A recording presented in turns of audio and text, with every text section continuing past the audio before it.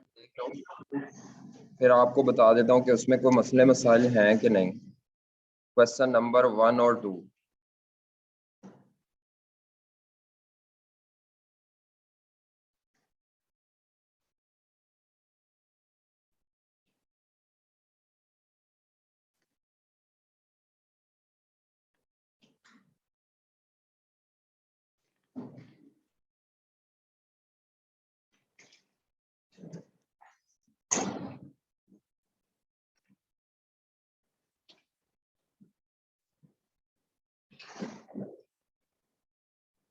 Activity based costing का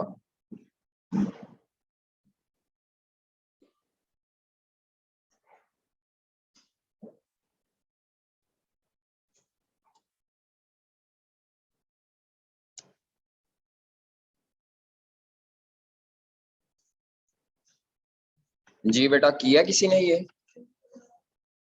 अच्छा, इसके पार्ट ए में आपने ट्रेडिशनल मेथड से करना है।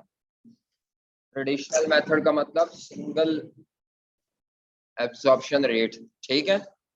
और वो सिंगल एब्जॉर्प्शन रेट निकाल के भी दिया हुआ है, $28 पर मशीन आवर, $28। तो आपसे मांगा क्या है? प्रोडक्ट की cost per unit. Direct material दिया हुआ है, डायरेक्ट लेबर कॉस्ट के लिए ये वेजेस रेट दिया हुआ है, मल्टीप्लाइड बाय ये लेबर आवर करेंगे। और वेरिएबल ओवरहेड, ओ सॉरी वेरिएबल ओवरहेड कह रहा हूँ, ओवरहेड्स के लिए 28 रुपए पर ये मशीन आवर है, इनटू। तो उम्मीद है आपने ये कर लिया होगा, इसमें तो किसी को कोई मसले मसाइल नहीं होंगे। आपने मटेरियल, लेबर और ओवरहेड्स,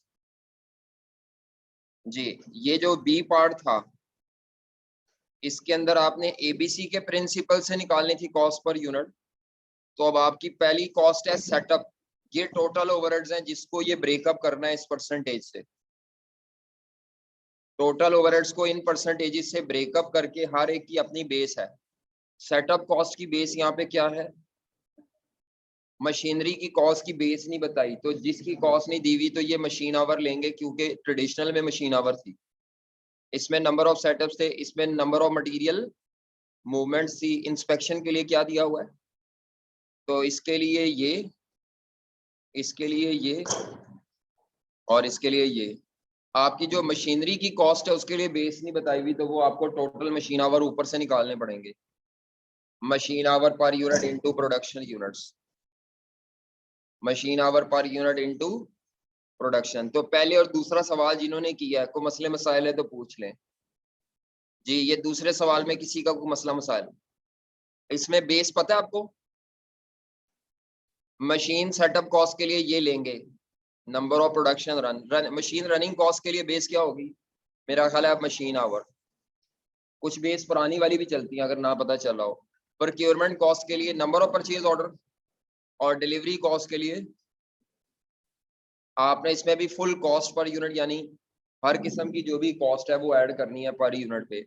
तो मटेरियल कॉस्ट है, लेबर कॉस्ट है, तीसरी कॉस्ट ओवरहेड्स होगी। मशीन आवर पर यूनिट दिए तो इनको इनटू यूनिट्स करके टोटल मशीन आवर निकालेंगे, ठीक है जी। रॉ मटेरियल की ये प्राइस है, ये रॉ मटेरियल की क्वांटिटी है, लेबर का वेजेस रेट ये है, और लेबर आवर ऊपर दिया हुआ है। जी जनाब, किया क्वेश्चन? किसी बच्चे का कोई मसला मसाइल इसमें? अगर किया तो हमने ये वैसे तीसरा सवाल करना है, हमने ये तीसरा सवाल करना है जनाब। क्वेश्चन नंबर 3 करना है आज, क्वेश्चन नंबर 3।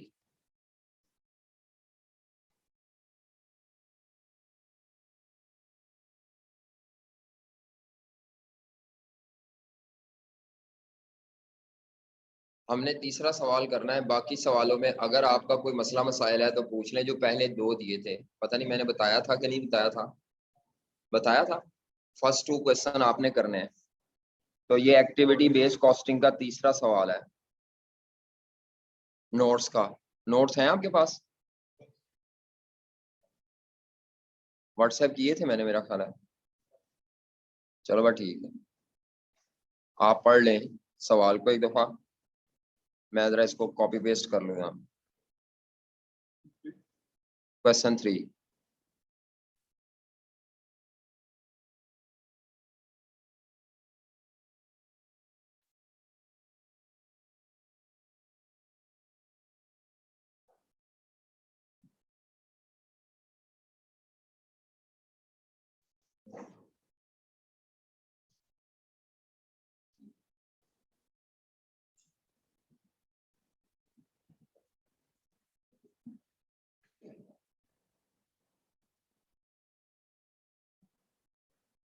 एक दफा क्वेश्चन को पढ़ लें बेटा आप लोग खुद, फिर मैं रीड करता हूँ। ये बड़ा अच्छा सवाल है।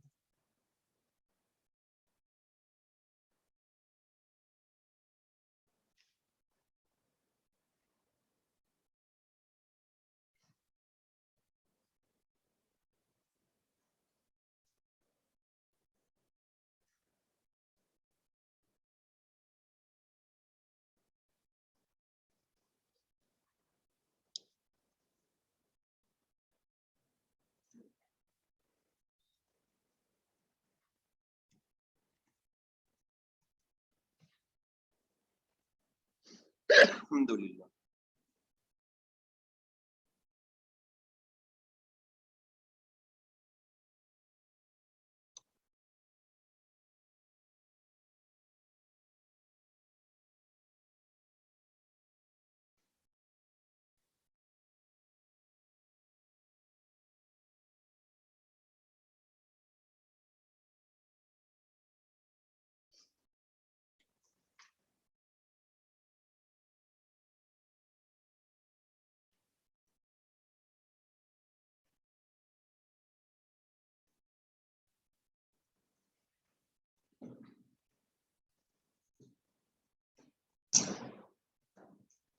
हाँ मार दो यार, तुझे हाथ ना बंद कर दो।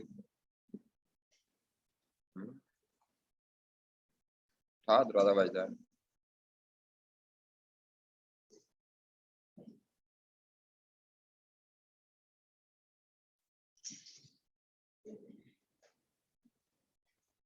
चलें जी आजे जरा क्वेश्चन नंबर 3। क्वेश्चन नंबर 4 आपने घर से करना है तो चैप्टर खत्म हो जाएगा। ये इसके इतने ही सवाल है बस। ये भी सवाल इधर उधर से पकड़े गए हैं, सीए फाइनल से उठाए हुए हैं ये सवाल, और सारे सिंपल से क्वेश्चन है। क्वेश्चन की रिक्वायरमेंट देखें क्या मांगा हुआ है। पहली रिक्वायरमेंट में कहता है calculate activity cost driver rates for each of above. अब ये कॉस्ट ड्राइवर रेट्स किसे कहते हैं? कॉस्ट ड्राइवर रेट्स किसे कहते हैं?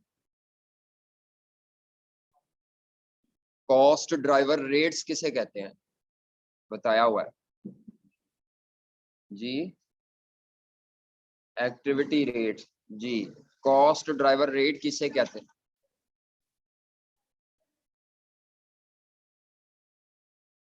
कॉस्ट ड्राइवर रेट किसे कहते हैं?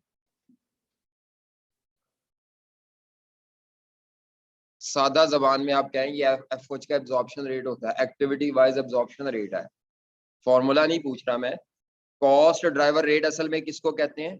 Activity wise FOH absorption rate को कहते हैं। बेस को खाली कॉस्ट ड्राइवर कहते हैं। कॉस्ट ड्राइवर रेट किसे कहते हैं? एफओएच का एब्जॉर्प्शन रेट निकालना है हर एक्टिविटी का। अगर आपको याद हो, ये देखिए हमने यहाँ पे डायग्राम सी बनाई थी और आपको ये बताया था कि बेटा ये जो रेट होता है, किधर गया रेट, हाँ, इस रेट को कॉस्ट ड्राइवर रेट कहते हैं। एब्जॉर्प्शन रेट जो होता है उसको कॉस्ट, खाली बेस को कॉस्ट ड्राइवर कहते हैं। जो आपका एब्जॉर्प्शन रेट होता है हर एक्टिविटी का वो क्या कहलाता है? Cost driver rate. तो उसने कहा हर एक्टिविटी का कॉस्ट ड्राइवर रेट निकालें। तो वो जो पिछले क्वेश्चन में मैंने वर्किंग की थी ना, वर्किंग टेबल बनाया था, उसका जो पहला कॉलम था वो बनाना है आपने। ये वाला एबीसी का ये जो पहला कॉलम नहीं है, ये जिसको एक्टिविटी रेट कहते हैं, ये इसी को कॉस्ट ड्राइवर रेट भी कहते हैं। अच्छा, दूसरी रिक्वायरमेंट में क्या मांगा उसने? उसने क्या बिड प्राइस निकाले of the order. Bid price किसे कहते हैं? Sale price. तो सेल प्राइस कैसे आती है? तमाम कॉस्ट ऑर्डर की जो भी होंगी ऑर्डर की प्लस क्या करेंगे, पहली दफा आपने ट्रेडिशनल एब्जॉर्प्शन कॉस्टिंग यानी सिंगल रेट सिस्टम यूज करना है, दूसरी दफा क्या यूज करना है, एक्टिविटी। और मैनेजमेंट कितना प्रॉफिट मार्जिन ऐड करती है? 20% of coated price. Coated price sale price को कहते हैं। Bid price, coated price, sale price, ये आपने सेल प्राइस का 20% प्रॉफिट मार्जिन ऐड करना है। तो सिंपल सा सवाल है, पहले रेट निकालने एब्जॉर्प्शन रेट एक्टिविटी वाइज, और फिर ट्रेडिशनल और एक्टिविटी बेस से बिड प्राइस निकालनी है। डाटा क्या दिया हुआ है? बी रिक्वायरमेंट में ऑर्डर का डाटा इस्तेमाल होगा, याद रखिएगा ऑर्डर का, ए पार्ट में ऑर्डर का नहीं है जी। वो कहता है क्वेश्चन में, Ibrahim industrial company produces custom made machine tools for various industries. Custom made का मतलब होता है कि कस्टमर की जैसी रिक्वायरमेंट होती है ये टूल्स बना देते हैं कस्टमर की रिक्वायरमेंट के मुताबिक। Prices are quoted by adding 50% markup on the cost of production, which includes direct material, direct labor and variable factory overhead। ये इनका आम प्राइस तय करने का मैकेनिज्म है कि जो भी प्रोडक्शन कॉस्ट होती है उसमें कितना मार्कअप ऐड करते हैं। लेकिन यहाँ नीचे जाके तो उसने पॉलिसी चेंज की है। अब आपको इस ऑर्डर के लिए वो वाली पॉलिसी फॉलो नहीं करनी, जब उसने खुद बता दिया तो अब आपको ये फॉलो करनी है। क्लैश आ गया ना? तो रिक्वायरमेंट में जो दी हुई है वो ऑर्डर के लिए है। आगे चलें, आगे क्या कहता है? The markup is intended to cover non manufacturing overheads and earn a profit. Story दी हुई है, बाकी कुछ नहीं है। Fixed overhead factory overhead are allocated on the basis of direct. ये जो ट्रेडिशनल होता है ना, ट्रेडिशनल वाला, ट्रेडिशनल एब्जॉर्प्शन कॉस्टिंग की बेस दे दिया है। जो सिंगल एब्जॉर्प्शन रेट है उसकी बेस क्या होगी? Direct labour hours. समझ आ रही है? The management has been using this system for many years, but recent experiences have shown that some customers have been dissatisfied with the quoted by the company and moved to other। इन्होंने traditional absorption costing से ना असल में prices निकाली, तो customer कहता है जनाब आपकी प्राइस बहुत ज्यादा है, या वो हमारी प्राइसेस से मुतमईन नहीं है, और वो हमें छोड़ के हमारे कंपेटिटर के पास चले गए। सारी स्टोरी उसने बनाई है कि कंपनी ट्रेडिशनल से किस पे जाना चाह रही है, असल में एक्टिविटी बेस्ड। बस वो बैकग्राउंड स्टोरी क्रिएट करनी है। आगे कहता है, the CEO chief executive officer was seriously concerned when KSL, a major client, showed its concern। उनका एक कस्टमर है मेजर KSL, हमारी कंपनी का नाम है इब्राहिम इंडस्ट्रियल कंपनी, और इब्राहिम का कस्टमर कौन है? KSL। वो बड़ा एक मेजर कस्टमर है। उसने भी कंसर्न जाहिर कर दिया, अपने तहफ़्फ़ुज़ात का इजहार किया, जनाब ये बाकी आपकी प्राइस हमारी बाकी लोगों से प्राइस से क्या है, कम है। And has asked management accountant, the company has asked management accountant to carry out a critical evaluation of the costing and pricing system. इस पूरे पैराग्राफ में काम की बात जो है बस वो एक ही है कि कंपनी का प्रेजेंट मेथड कौन सा है। ट्रेडिशनल में सिंगल बेस लेकर ये सारे ओवरहेड्स को एलोकेट करते हैं, और वो सिंगल बेस क्या है? Direct labour our. और कंपनी किस पे मूव करना चाह रही है? एक्टिविटी बेस्ड कॉस्टिंग पे। तो management accountant has devised an activity based costing system consisting of 4 activity cost pool. कितने एक्टिविटी पूल्स है? 4 पूल्स है जी, खुद उसने बता दिया है। एक्टिविटी 1 2 3 4। एक्टिविटी कॉस्ट का नाम या सेंटर का एक्टिविटी का नाम भी दे दिया है, manufacturing, customer service, order processing और वेयर हाउसिंग। ये बेसिस ऑफ एलोकेशन असल में ये आपको कॉस्ट ड्राइवर्स दिए हुए खुद। इसके लिए क्या बेस लेनी है? और पूरे साल के direct labour hour, budgeted labour hour कितने हैं? 72। Number of days to complete the order, order कितने दिनों में कंप्लीट होगा? तो वो पूरे साल में 120 ऑर्डर डेज है, यानी जितने भी साल में ऑर्डर होंगे वो 120 दिन के मुताबिक उनके डेज बन रहे हैं। नंबर ऑफ ऑर्डर्स हैं और कॉस्ट ऑफ डायरेक्ट मटेरियल है। यानी ये आपको जो है ये बेस दी हुई है, और बेस की क्वांटिटी जो रेट निकालने में इस्तेमाल होगी। क्योंकि ये बजटेड डाटा पूरे साल का है, तो ये भी बजटेड डाटा पूरे साल का या पूरे पीरियड का है। ये ऑर्डर का डाटा नहीं है, ये पूरे पीरियड का डाटा है। इससे रेट निकलेगा। पार्ट 1 डायरेक्ट मटेरियल कॉस्ट, ये रेट का पार्ट नहीं होती। डायरेक्ट लेबर कॉस्ट, ये रेट का पार्ट अगर मैं आपसे पूछूं ये डायरेक्ट लेबर कॉस्ट कैसे निकली होगी, ये पर यूनिट नहीं है, टोटल है, कोई बच्चा बता सकता है ये कैसे निकली होगी? वेजेस रेट, हाँ जी, wages rate per hour, rate per hour, लेकिन यहाँ into labour hour per unit नहीं हुआ होगा। पर यूनिट क्यों नहीं हुआ होगा? क्योंकि ये टोटल एक्सपेंस है, टोटल डायरेक्ट। इन दोनों में से कोई एक चीज आपको ऊपर दी हुई है, बताओ, इन दोनों में से कोई एक चीज आपको ऊपर दी हुई है ये टेबल में।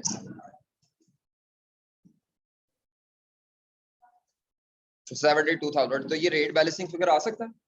जरा चेक करो, ये इस क्वेश्चन का पॉइंट है।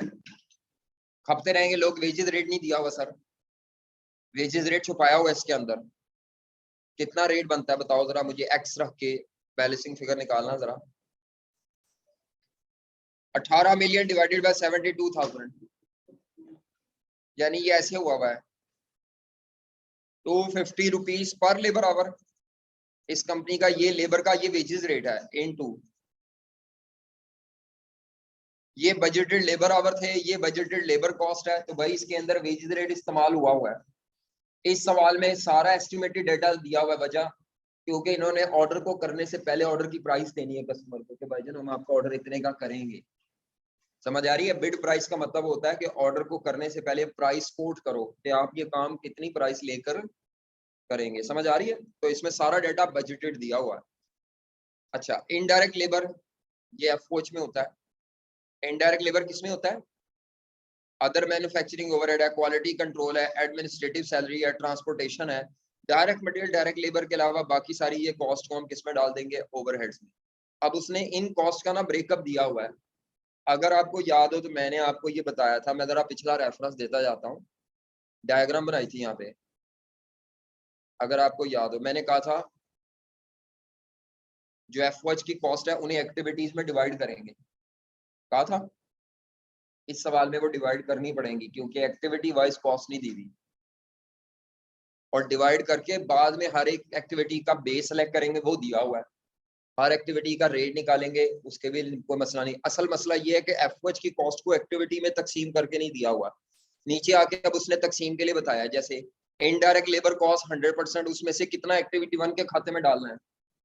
कितनी है? 72 लाख है ना। 72 लाख का 60% एक्टिविटी 1 में आएगा, 72 लाख का 20% एक्टिविटी 2 में, 72 लाख का 20% एक्टिविटी नॉट एलोकेटेड का मतलब जो किसी एक्टिविटी में फॉल नहीं कर रहा, इसको कहते हैं जर्नल ओवरहेड्स।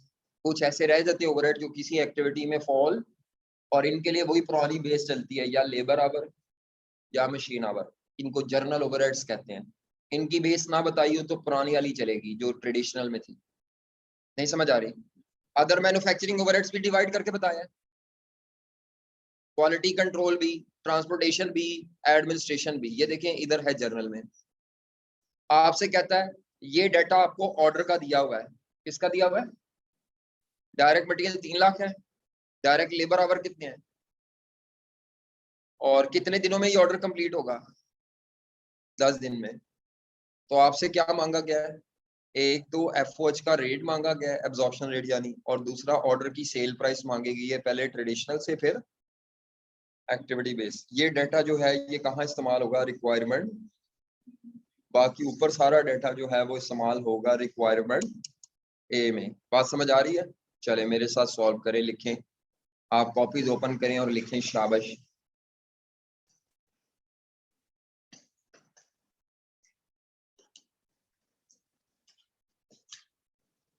जी, रिक्वायरमेंट ए में क्वेश्चन ओपन कर लें जनाब, अपने पास क्वेश्चन रखें। Cost driver rates,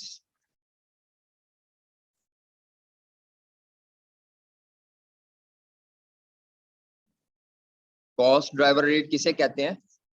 activity wise FOH के एब्जॉर्प्शन रेट को।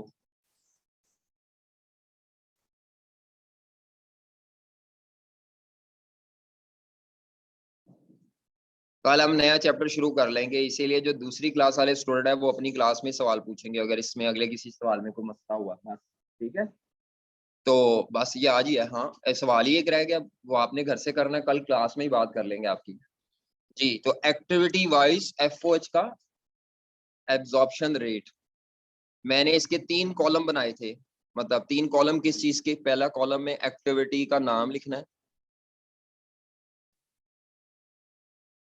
Activity cost pool. दूसरे कॉलम में उसका क्या निकालना है? Cost driver.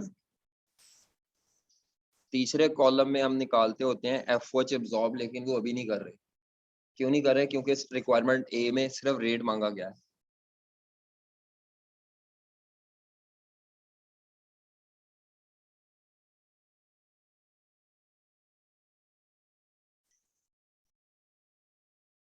जी, पहली एक्टिविटी का क्या नाम है? एक्टिविटी नंबर 1 का क्या नाम है? मैन्युफैक्चरिंग। और इसका ड्राइवर क्या दिया हुआ है? ड्राइवर ब्रैकेट में लिख लेंगे डायरेक्ट लेबर आवर्स।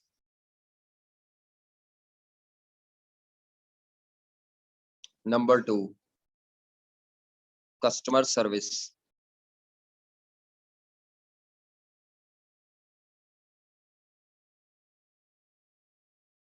इसका ड्राइवर क्या है? Number of days to complete order.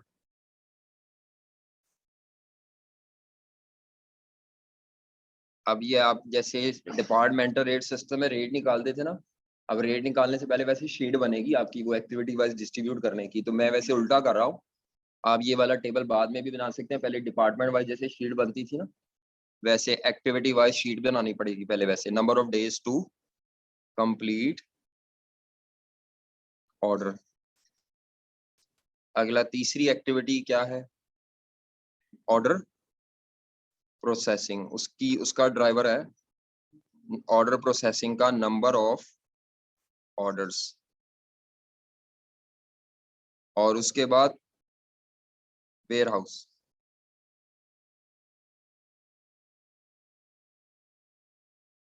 या वेयर हाउसिंग क्या है जी? वेयर हाउसिंग, हाँ, डायरेक्ट मटेरियल की कॉस्ट।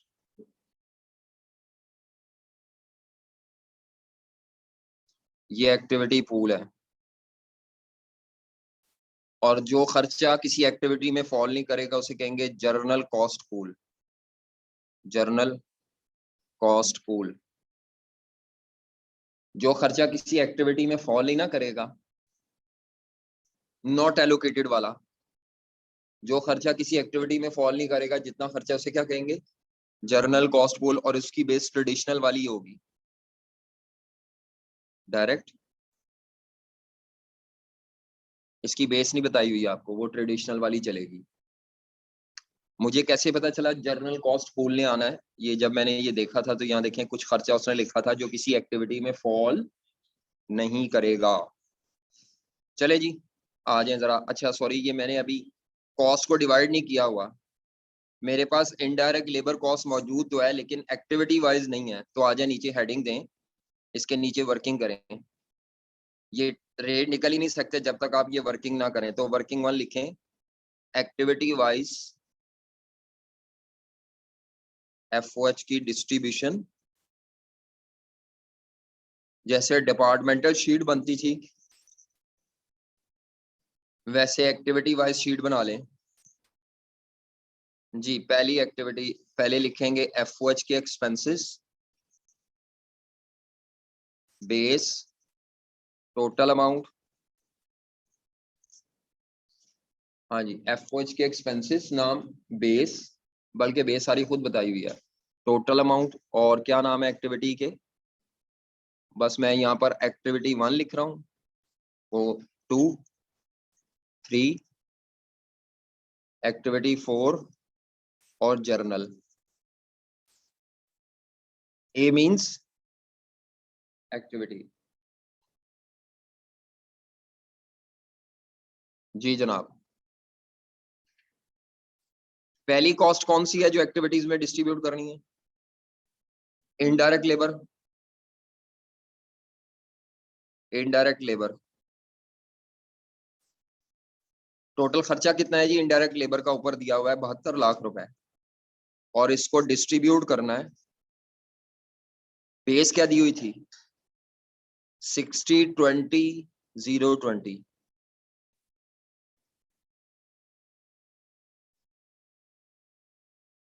यानी इसका 60% एक्टिविटी 1 में आएगा, 20% एक्टिविटी 2 में, 0% एक्टिविटी 3 में, और 20% एक्टिविटी 4 में। कर लेंगे जी डिस्ट्रीब्यूट इसको, सारे खर्चों को ऐसे डिस्ट्रीब्यूट करें, कोई सर्विस डिपार्टमेंट ये वो कोई मसला नहीं है ऐसा, सिंपल आपने खर्चों को डिस्ट्रीब्यूट करना है।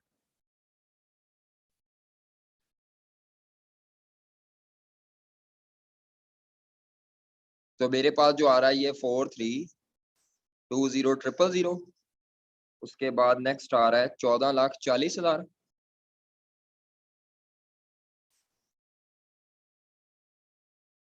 इसी तरह अगली कॉस्ट कौन सी है इनडायरेक्ट लेबर के बाद, अदर मैन्युफैक्चरिंग ओवरहेड्स, 90 लाख है, 9 मिलियन यानी, और ये मेरा ख्याल है 95%, 0%, 0% और 5% शायद,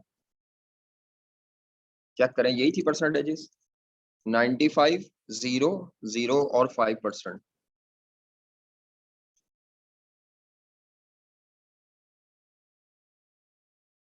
एट डबल 5,000,000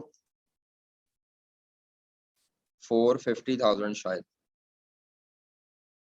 नेक्स्ट आ जाए, अदर मैन्युफैक्चरिंग ओवरहेड्स के बाद है क्वालिटी कंट्रोल 15 लाख,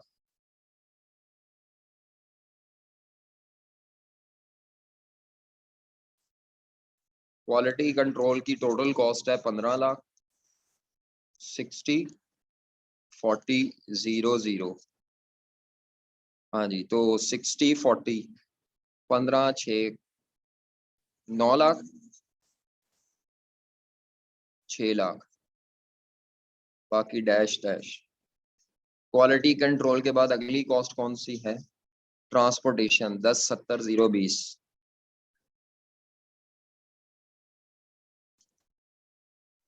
क्या नाम है इस कॉस्ट का, ट्रांसपोर्टेशन क्या एडमिनिस्ट्रेशन, ट्रांसपोर्टेशन जी। कौन सी करेंगे, उसकी बताई हुई है जी जनाब। क्या नाम है ट्रांसपोर्टेशन, कितना खर्चा था ट्रांसपोर्टेशन का, 12,60,000, 12,60,000 है, तो 1,26,000, 70% 12,60,000 का 8,80,000 और 20% 252। ट्रांसपोर्टेशन के बाद अगली जो है कॉस्ट वो है एडमिनिस्ट्रेटिव कॉस्ट, टोटल खर्चा कितना है, इस सीक्वेंस आगे पीछे किया हुआ, एडमिनिस्ट्रेटिव सैलरी 30 लाख, 3 मिलियन।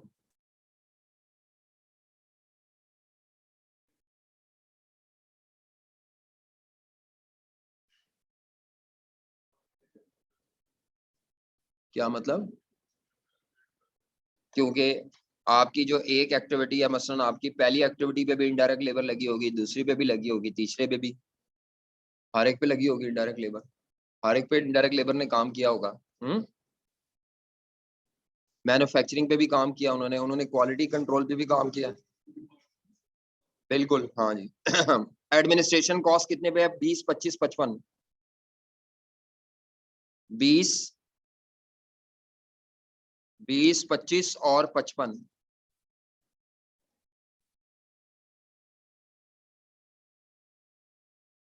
और 55% जर्नल पूल में आएगी।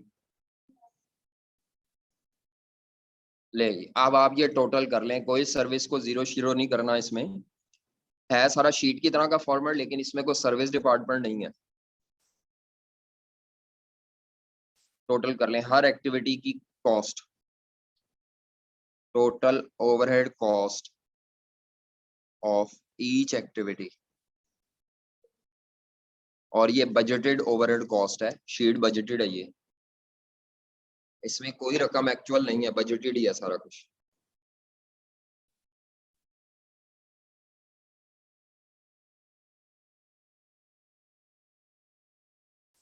वन थ्री 896000, मैं के लिखता हूँ 000 की जगह। 2922, 6 लाख।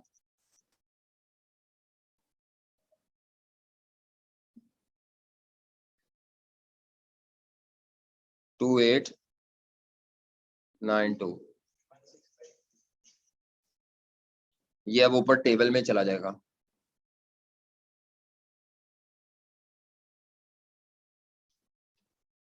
होना तो ये चाहिए था, ये स्टेप 1 होना चाहिए था, जैसे डिस्ट्रीब्यूशन शीट है उसके बाद ये रेट निकालने हैं, लेकिन हमारा ये मेन टेबल है, मैंने ये वर्किंग कर लिया है, अब आपकी ये ऊपर जाएंगी।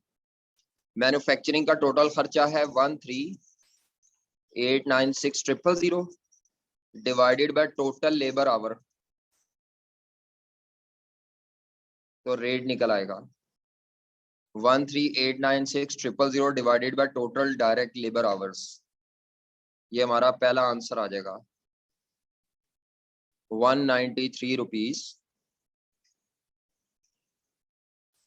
पर डायरेक्ट लेबर आवर। दूसरा रेट निकालें जनाब, दूसरी कॉस्ट कितनी है 2922,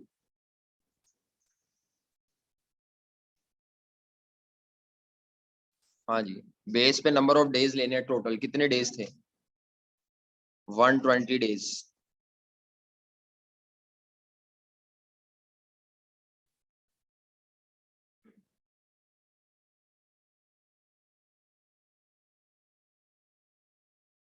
मेरा ख्याल है ये तो काफी ज्यादा आता है 350 पर डे। अगला नेक्स्ट, जी जनाब अगला क्या आता है 6 लाख। नंबर ऑफ ऑर्डर्स 20,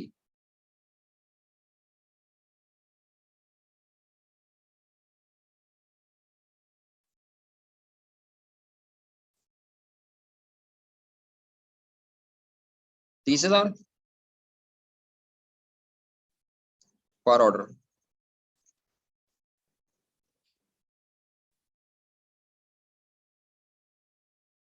अच्छा जी, अगला क्या है वेयर हाउसिंग की cost 28 divided by direct material cost. Direct material cost कितनी है जी 40 मिलियन रुपीज, क्योंकि नीचे ये रुपीज है तो इंटू 100 करेंगे इसको। जब भी नीचे रुपीज होते हैं बेस पे तो हमने इंटू 100 करना होता है, तो 2892 डिवाइडेड बाय 40 मिलियन, तो आंसर आएगा 7.23% ऑफ डायरेक्ट मटेरियल कॉस्ट। ये रेट नहीं कर रहा है, एब्जॉर्प्शन रेट। जब बेस पे कॉस्ट होती है ना, एफओएच के चैप्टर में बताया था मैंने, जब भी नीचे रुपीज होते हैं तो इंटू 100 करके ही लिखते हैं परसेंटेज में, फिर रेट परसेंटेज में कोड करते हैं। एफओएच का चैप्टर नहीं आता, आपने असाइनमेंट नहीं ना की,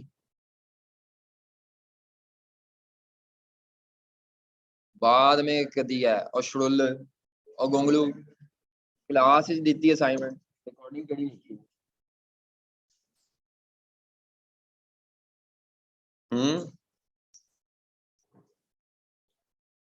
और शुरुल और झूलेलाल लस्सी पार्टी 1650। देखो कैसी बातें जो मैं बताई हुई हैं वो भी आप वापस घुमा घुमा के वापस छुट्टी जाना है मेरे बल। 1650 ये क्या थी, इसकी बेस बताई नहीं थी, मैंने कहा था जिसकी बेस ना बताई हो जर्नल वाले की ट्रेडिशनल वाली चलेगी, ट्रेडिशनल वाली डायरेक्ट लेबर आवर, क्योंकि बेस बताई नहीं थी तो ट्रेडिशनल वाली चलाएंगे। 16,50,000 जी। अगर नीचे कॉस्ट दी हो तो फिर आपने, हाँ ये मेरे पास आता है 22.9167 पर डायरेक्ट लेबर आवर, 22.9167। इससे अगला कॉलम जो बनता है वो हमने मांगा नहीं हमसे, वो बी पार्ट में मांगा है। इससे अगले कॉलम में क्या करना होता है, हाँ जी, इससे अगले कॉलम के ऊपर हेडिंग देनी होती है ओवरहेड्स एब्जॉर्ब। तो वो मैं यहीं पे कर रहा हूँ, लेकिन आपने वो अलहदा नीचे करना है, ठीक है। वो बी पार्ट के लिए चाहिए आपको, आपको ऑर्डर से रिलेटेड ओवरहेड एब्जॉर्ब चाहिए। तो मैं यहाँ पे आगे कॉलम बना रहा हूँ, वो कॉलम चाहिए नहीं वैसे आपको, वो नीचे बी रिक्वायरमेंट में चाहिए, लेकिन मैं ए रिक्वायरमेंट के लिए बना रहा हूँ।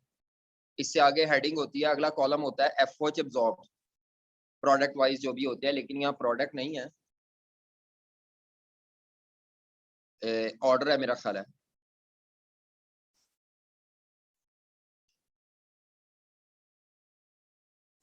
तो अगर आपको ये याद हो तो मैंने कहा था ये जो रेट है इसको मल्टीप्लाइड बाय प्रोडक्ट वाइज घंटों से, इसमें अब प्रोडक्ट नहीं है ऑर्डर है, तो आपने ये जो रेट पर आवर है इसको इनटू लेबर आवर लेने हैं ऑर्डर के।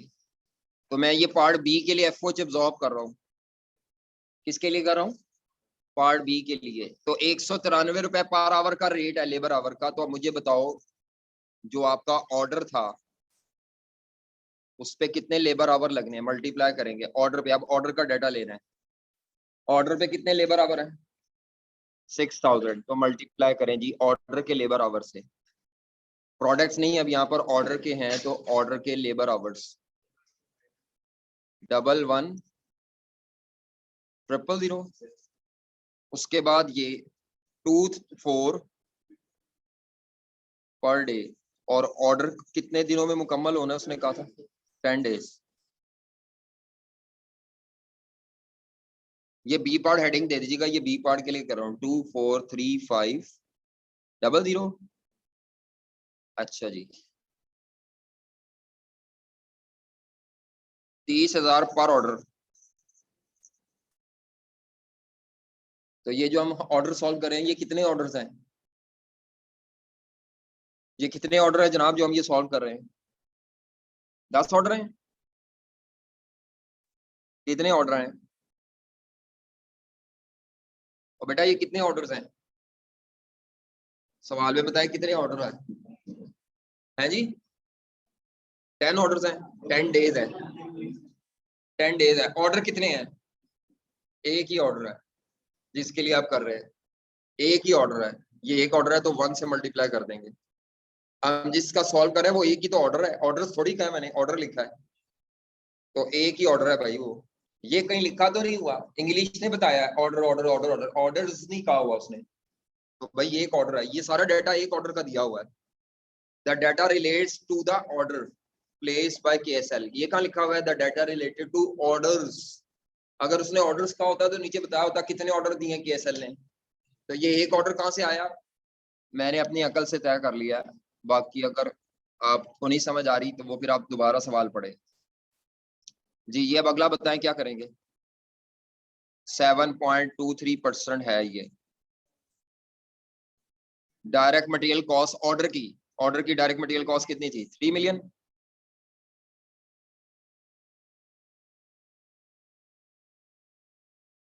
2169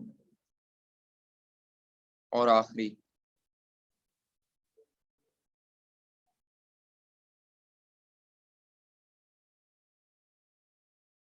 6000। चले जी 137500। ले जी ये आपका आंसर आया है, लेकिन अभी ये पार्ट बी का फुल आंसर नहीं आया, ये सिर्फ एफओएच आए हैं।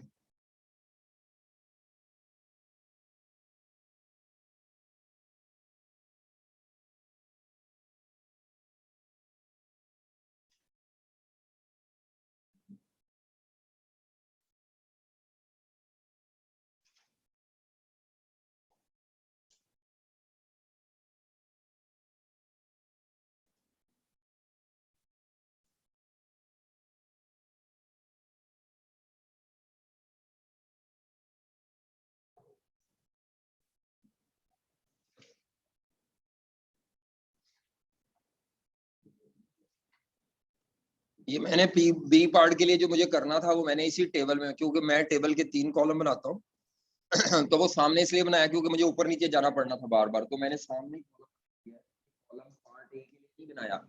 ये कॉलम मैंने किस पार्ट के लिए बनाया? पार्ट बी के लिए। इसका टोटल करना क्या आता है? 1785। ये इस ऑर्डर के एफओएच एब्जॉर्ब आ गए 1785,900। वैसे मुझसे मांगा क्या गया था पार्ट बी में? हाँ जी, पार्ट बी में मुझसे क्या मांगा गया था? Bid price. तो बिड प्राइस किसे कहते हैं? तो अब पार्ट बी में सॉल्व करने लगा हूँ प्रॉपर सॉल्यूशन। वो जो वर्किंग करनी थी वो मैंने ऊपर कर दी है। तो पार्ट बी में हमने निकाल लिया है bid price of order. Bid price कहते हैं सेल प्राइस को टोटल में। तो ऑर्डर की सेल प्राइस आपने निकाल लिया है, तो पहले ट्रेडिशनल से निकाल लिया है। तो सेल प्राइस निकालने का स्ट्रक्चर होता है, पहले कॉस्ट ऐड करते हैं।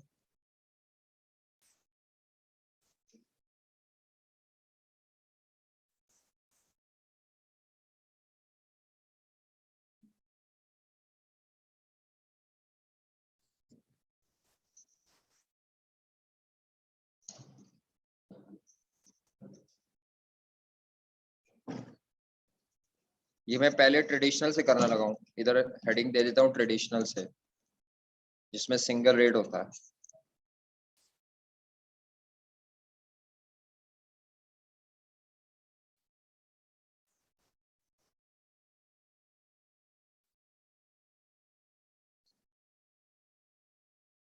मेरा ख्याल है मार्जिन 20% था शायद।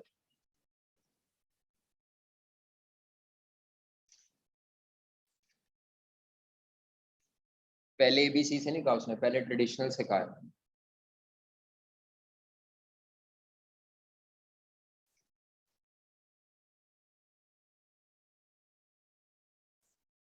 चलो मैं इसके आगे ही लिख लेता हूँ, जरूर मैंने 2 दफा टेबल बनाना है। इसके ऊपर हेडिंग देता हूँ ट्रेडिशनल मेथड से, और अगले कॉलम के ऊपर हेडिंग क्या देता हूँ? एबीसी से। तो पहले एबीसी वाला फिल करूंगा।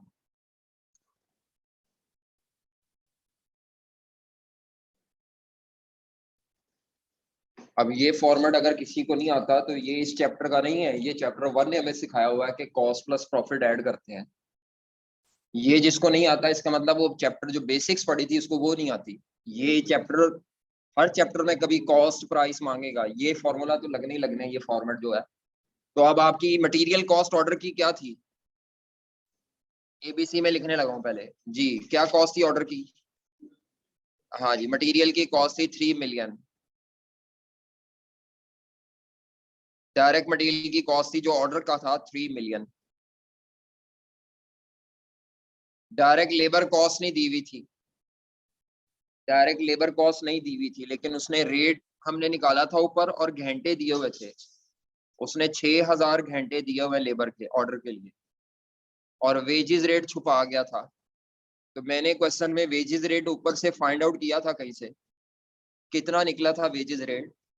ये 250 बच्चे ढूंढते रहे पेपर में, जब पेपर आया था तो फाइनल का सवाल है ये। वो लेबर आवर ढूंढते रहे और वेजेस रेट ढूंढते रहे। लेबर आवर तो मिल गए, ठीक है, ये 6,000। वेजेस रेट पर आवर पूरी कंपनी के लिए फिर सेम है, अगर नहीं बताया हुआ अलग। तो वो रेट मैंने कैसे निकाला? ये जो 18 मिलियन है ये भी बजटेड लेबर कॉस्ट है, और ये ऊपर लेबर आवर दिए हुए, इसको यहाँ यूज किया। समझ आइए आपको मैंने क्या किया? तो 250 रुपीज का पर लेबर आवर रेट है इस कंपनी में। ये डाटा नहीं आपसे निकला, मतलब जिन्होंने घर से करना है उनको यही पता नहीं चलना कि ये 250 कहाँ से आया है। ये 250 मैंने किससे निकाला है? जो मुझे ऊपर बजटेड डाटा दिया हुआ था कंपनी का, उसके अंदर रेट इंटू लेबर आवर थे, तो मैंने रेट वहां से मिसिंग निकाल लिया। बताएं जी क्या आता है ये लेबर कॉस्ट? 250 रुपए पर लेबर आवर इंटू 6,000, 15 लाख। ये 250 कहाँ से आया? मैं यहाँ भी लिख ही देता हूँ ताकि बाद में आप परेशान ना हो कि ये 250 कहाँ से आया। हमें जो क्वेश्चन में बजटेड डाटा दिया हुआ था उसमें 18 मिलियन की मेरा ख्याल है बजटेड लेबर कॉस्ट थी। Direct labour cost divided bye direct labour hour कितने थे? 72,000। तो हमने वहां से रिवर्स कैलकुलेशन करके 250 रुपए का ये रेट निकाला इनटू 6,000 घंटे ऑर्डर के। चलो जी, एफ ओ एच एब्जॉर्ब कितने निकाले थे एबीसी में? अभी ऊपर निकाले हमने। हाँ जी, वो जो एफ ओ एच एब्जॉर्ब निकाले थे एबीसी के तहत 17, ये इधर निकाले थे ऊपर टेबल में 1785900। ट्रेडिशनल वाले नहीं थे वो, एबीसी के थे 1789500। ले जी, ऐड कर लें, टोटल कॉस्ट ऑर्डर की आ जाएगी।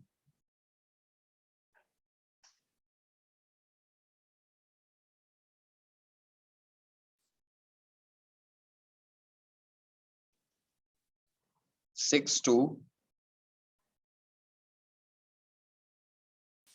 मार्जिन कितने परसेंट है?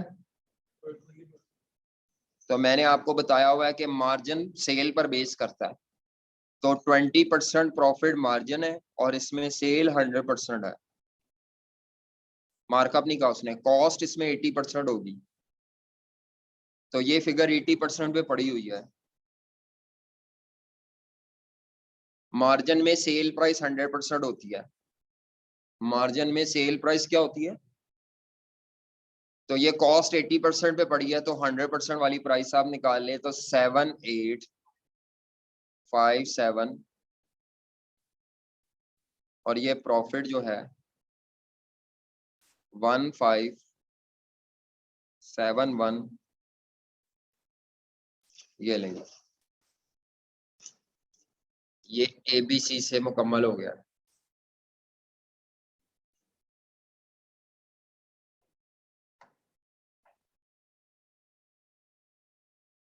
ट्रेडिशनल वाला आप खुद करें, अभी मैं नहीं करा रहा, ट्रेडिशनल वाला खुद करें। जी देख ले जरा, मैंने ये कैसे निकाला 78 वाला, 6285,900 कैलकुलेटर पे लिया, डिवाइडेड बाय 80% इंटू 100%, और ये ऊपर वाला बैलेंसिंग फिगर निकाल ली। तो ये सेल प्राइस हमने निकाल ली, बिड प्राइस 80 पे पड़ा हुआ है, 100 पे लाना है। ट्रेडिशनल वाला खुद करें जनाब आप, उसमें direct material direct labour same आएगी, बस आपने एफ ओ एच निकालने हैं क्योंकि ट्रेडिशनल एफ ओ एच का मेथड है। Direct material direct labour same आएगी, एफ ओ एच अब आपने खुद निकालने हैं बस रेट की मदद से। एफ ओ एच आपने खुद निकालने हैं, एफ ओ एच एब्जॉर्ब, उसके लिए आपको वो वर्किंग करनी पड़ेगी, वर्किंग टू। ट्रेडिशनल के लिए सिंगल एफ ओ एच का एब्जॉर्प्शन रेट निकालना पड़ेगा। आप लोगों को ये चेन ही नहीं पता होती कि आप क्या करना है। तो ये रेट चाहिए होगा आपको सिंगल एफ ओ एच का एब्जॉर्प्शन रेट, और सिंगल रेट किस पर बेस कर रहा था? तो budgeted F O H cost, budgeted total F O H cost divided by budgeted total direct labour hour. ये तो दिए हुए हैं डायरेक्ट लेबर आवर हमारे पास बजटेड, ये अब आप खुद निकाल लें क्या होगा क्वेश्चन में।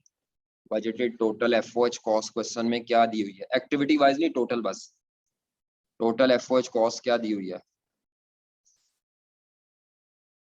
वो यहाँ से भी टोटल कर सकते हैं, ये जो मैंने शीट नहीं बनाई थी इसमें ये जो लिखे थे आपको, यहाँ से कर लो या ऊपर से जाके टोटल कर लो। वैसे यहीं से टोटल कर लेता ना मैं तो अच्छा था, आसान हो जाता। चले कोई नहीं, क्वेश्चन से भी टोटल कर सकते हैं एफ का। क्वेश्चन में क्या दिए हुए हैं एफ, क्वेश्चन में से उठाएं ये सारे, इन सबको एडअप करें, इनडायरेक्ट लेबर ये सब ऐड करें।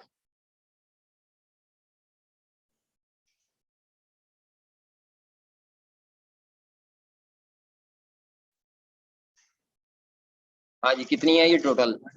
डायरेक्ट मटेरियल के अलावा ये सारे एफओएच थे, ओवरहेड थे। 2196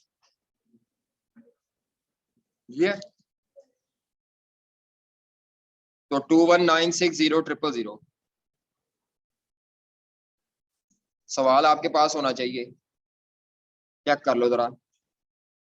ये डायरेक्ट मटेरियल लेबर को नहीं जमा करना, इन सबको जमा कर लो। 72,90,00,000 direct material direct labour FOH में नहीं आएंगी।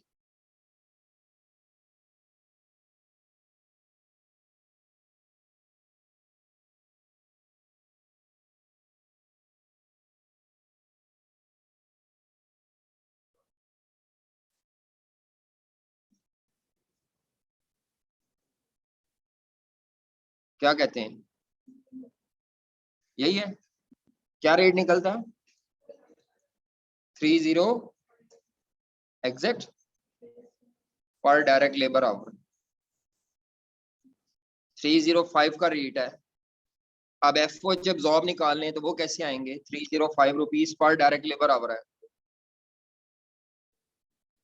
हाँ जी, 305 क्योंकि रेट पर आवर है, तो इनटू डायरेक्ट लेबर आवर जो इस ऑर्डर किया है 6000 1830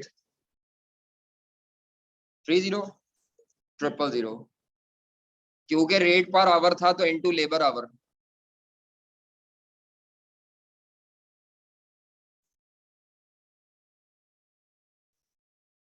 सिक्स डबल 30 ये भी 80% पे पड़ा हुआ है, इसको भी 100% पे लेके जाना है।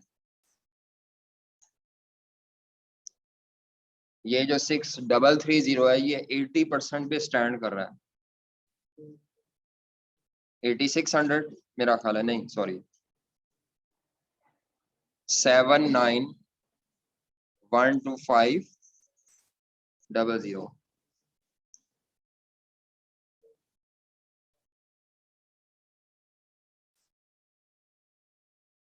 तो ये सवाल बड़ा अच्छा है। इस सवाल में तकरीबन सारा प्रोसेस उसने आपको फॉलो करवाया। सारा प्रोसेस क्या होता है? एबीसी कॉस्टिंग का सारा प्रोसेस ये होता है कि पहले एफओच को किस में डिवाइड करवाया? एक्टिविटीज में। फिर हर एक्टिविटी का उसने क्या निकलवाया? ड्राइवर दिए हुए थे, हर एक्टिविटी का ड्राइवर दिया हुआ था, रेट निकाला। ये बात ध्यान में रखें, जो कॉस्ट एफओ किसी एक्टिविटी में नहीं आती वो किस पूल में डालनी है? जर्नल पूल में। और उसकी जो जर्नल पूल की बेस है वो ट्रेडिशनल वाली चलेगी। उसके बाद रेट निकालने के बाद जैसे हमने प्रोडक्ट ए में एफओ एब्जॉर्ब बताए थे, ये प्रोडक्ट ए में नहीं कराए बल्कि उसने किसमें एब्जॉर्ब करवाए हैं? ऑर्डर में। ये सवाल आपने बार बार करना, ये वाला, ये तकरीबन 3-4 दफा करना। ये बड़ा अच्छा सवाल है। मुलाहिदा बात है कि सीक्वेंस आप इसका चेंज कर सकते हैं। मतलब अगर आप पेपर पॉइंट ऑफ व्यू से शायद करें तो मेरे हिसाब से सबसे पहला स्टेप ये होना चाहिए था, ये शीट। मतलब अगर मैं तरतीब से करता, वर्किंग वर्किंग ना करता, डायरेक्ट एक प्रॉपर तरतीब से करता, सबसे पहले मुझे ये करना चाहिए था, नंबर 1 पे शीट बनाता। नंबर 2 पे मुझे क्या निकालने होते हैं? ये रेट नंबर 2 पे। और नंबर 3 पे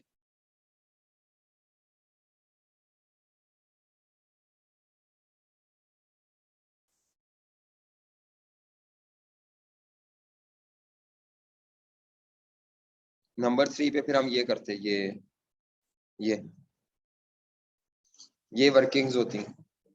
ये जो मैंने कॉलम बनाया ये वाला, ठीक है। क्वेश्चन नंबर 4 करें जी आप खुद। चलो बिस्मिल्लाह करो। क्वेश्चन 4 आपने खुद करना है, अभी बैठे और करें, टाइम लगाएं। इस सवाल में किसी का कोई मसला था तो पूछ लें, बाकी मेरी तरफ से खत्म है चैप्टर। ये सवाल नंबर कौन सा करना है आपने? अब 4। बिल्कुल मेरे से डिस्कस नहीं करना, खुद करें। मैंने नहीं बताना, आपने खुद करना है। जी जनाब, जो करता जाए वो जा सकता है। बस सवाल नंबर 4 करें, जो ना समझ आए वो पूछ लीजिएगा, लेकिन करना आपने खुद ही है, मैंने नहीं करवाना। Question number 4।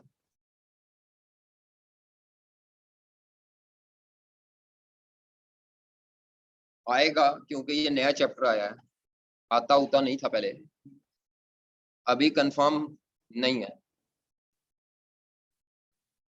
आ गया तो हलवा है। कितने नंबर का आएगा? 12 से 15।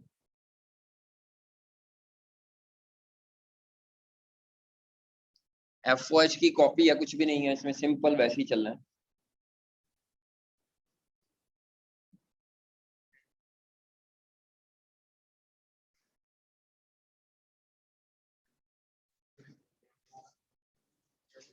चलिए क्वेश्चन नंबर कौन सा करना है अब आपने? और चले बिस्मिल्लाह करें, शुरू कर दें, बैठना नहीं फारिग।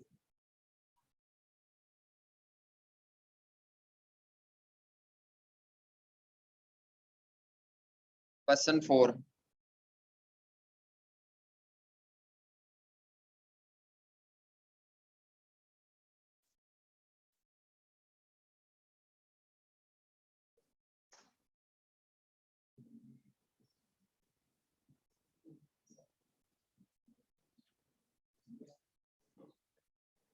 ट्रेडिशनल की बेस क्या सवाल में कहाँ लिखी हुई है? हाँ जी, ट्रेडिशनल वाले की बेस दी हुई है पहली लाइन में ही मेरा ख्याल है, या दूसरी में। ये सिंगल रेट की बेस है।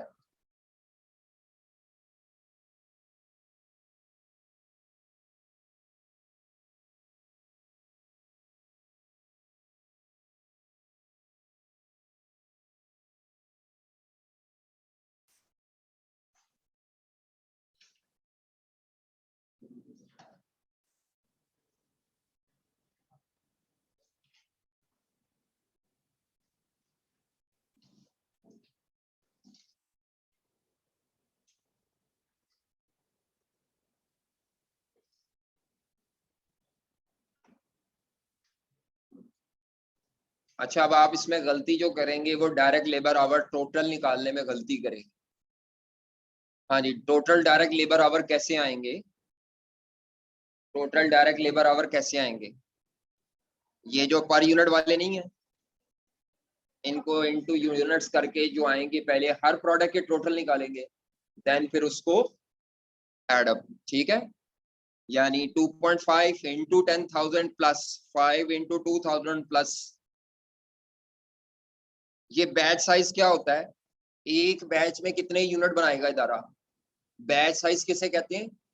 एक बैच में, अब इससे नंबर ऑफ बैचेस निकालते हैं। अगर आपने टोटल 10,000 यूनिट बनाने हैं और एक दफा में कितने यूनिट बनाने हैं, तो इसका मतलब है 125 बनाएंगे, फिर 125 बनाएंगे, फिर 125। तो आपको 10,000 यूनिट बनाने के लिए कितनी दफा बैचेस बनाने पड़ेंगे वो अब आपने देखना है। 10,000 टोटल बनाने हैं, और एक बैच में, बैच साइज कहते हैं एक बैच में कितने यूनिट बनाने हैं, यानी एक दफा में कितने बनाने हैं।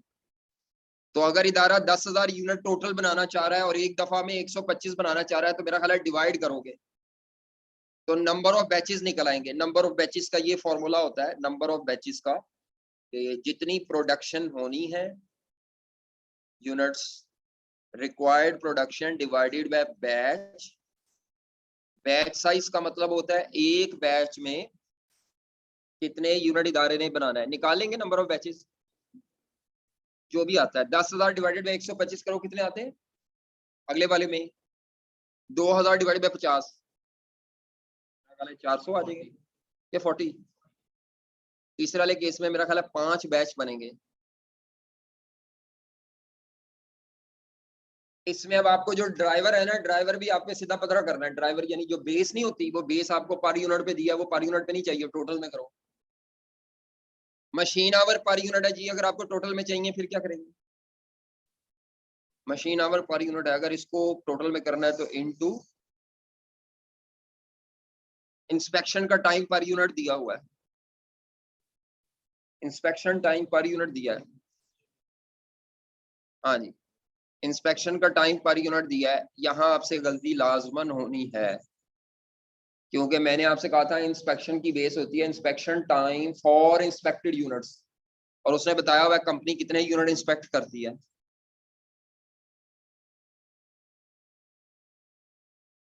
तो 10,000 यूनिट पूरे इंस्पेक्ट नहीं होते, एक्स के और वाई के 5% यूनिट इंस्पेक्ट होते हैं। तो 10,000 का 5% करोगे, वो यूनिट इंस्पेक्टेड निकल आएंगे। यानी अगर मैंने इंस्पेक्शन आवर निकालने ना तो 0.2 आवर्स इंस्पेक्शन है पर यूनिट, इनटू 10,000 यूनिट है, लेकिन पूरे यूनिट इंस्पेक्ट नहीं होते, इंस्पेक्ट सिर्फ कितने % यूनिट होते हैं। तो ये inspection hour for inspected unit आ जाएंगे जी, कितने 100। दूसरी प्रोडक्ट है 2000 यूनिट, मेरा ख्याल है ये भी 5% यूनिट चेक होते हैं, कितने आते हैं 50 आवर्स। और तीसरे के 50,000, और ये कितने %, 2%, 100। तो total inspection hour for inspected unit क्या होंगे। अगर मैं ये परसेंटेज ना दी होती ना कि कितने यूनिट इंस्पेक्ट कर रहे हैं, फिर मैं पूरों से मल्टीप्लाई कर देता। अब आप कहेंगे ये क्या किया आपने, तो ये उसी को समझ आएगा जिसको बेसिस आती हैं। अगर आपको एफओएच का चैप्टर नहीं आता तो उसमें आपका कसूर है, मेरा नहीं। तो वहां मैंने बेस बताई थी, इंस्पेक्शन कॉस्ट की बेस है इंस्पेक्शन आवर। अगर इंस्पेक्शन आवर दी हो तो ठीक है, ना दी हो तो इंस्पेक्शन आवर निकालने हैं per unit into unit inspected. Total unit से जरा तब देनी है जब इंस्पेक्शन ना बताई हो। इंस्पेक्टेड यूनिट्स निकल सकते हैं इसमें, तो ये मैंने एक्चुअली क्या निकाले हैं, 10,000 का 5% करके इंस्पेक्टेड यूनिट्स है ना। चलो मेरा ये तो मटेरियल एक्विजिशन है, ये तो टोटल में दी हुई है।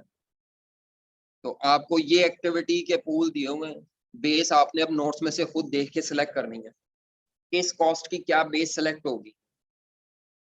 चलो शाबाश करो, मैंने अब पढ़ भी दिया काफी हिसाब से, सीधा कर दिया सवाल। चलो बिस्मिल्लाह करो, आपने ही करना है, मैंने नहीं कराना।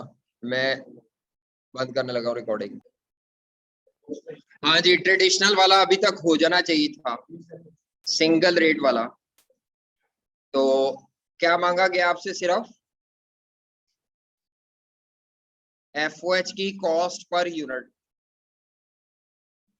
किस मेथड से, सिंगल एफओएच रेट सिस्टम से।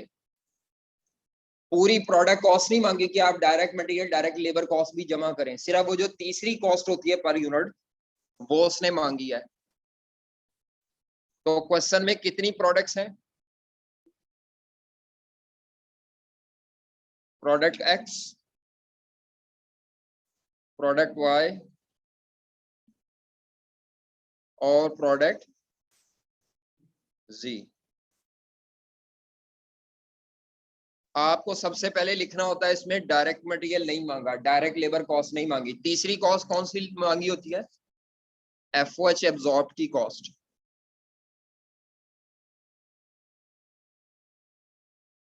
तो ये उस वक्त तक नहीं आ सकती जब तक हमारे पास सिंगल एफओएच का एब्जॉर्प्शन रेट ना हो। तो फिर आपको सिंगल एफओएच का एब्जॉर्प्शन रेट निकालना पड़ेगा।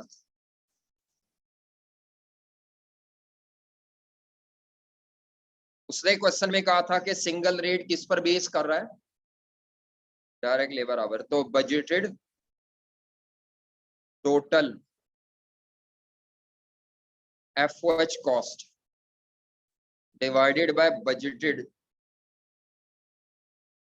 Total direct labour. FOH cost जो है वो टोटल 14 लाख, और इस 12-25 का ये ब्रेकअप दिया हुआ है, तो हमें ये 14 लाख ही लेके चलना है। ये जो 175 है ये फिर जर्नल पूल में आ जाएगा।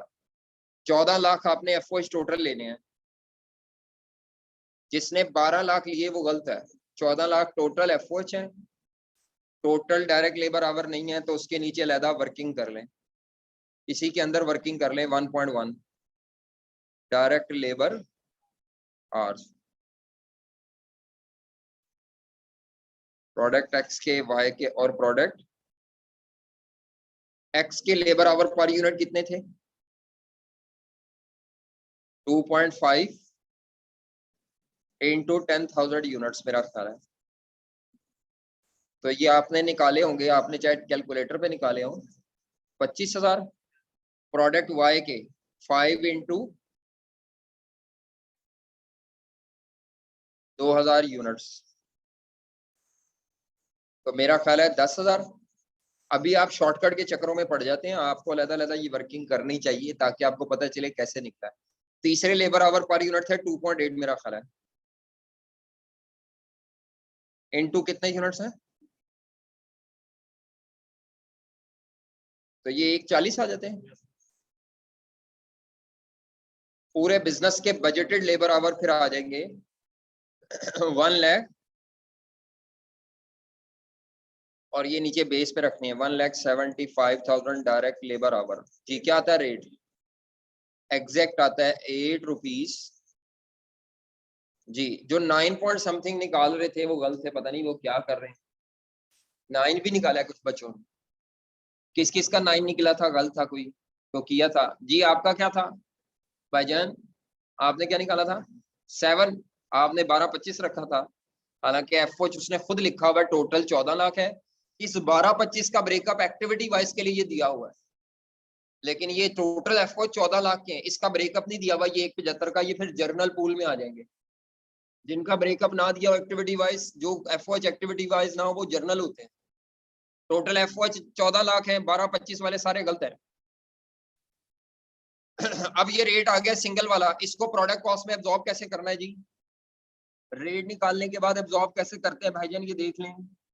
रेट निकालने के बाद एब्जॉर्ब कैसे करते हैं? रेट निकल आया, ये अब हमारा मेन सोल्यूशन होगा। हाँ जी, रेट 8 रुपए पर ले बराबर है, इनटू क्या करेंगे प्रोडक्ट के लेबर आवर पर यूनिट से मल्टीप्लाई कर दें, क्योंकि मुझे पर यूनिट कॉस्ट चाहिए। तो 8 इंटू 2.5 मेरा ख्याल है 8 दूनी 16 और ये 20 आ जाएगा।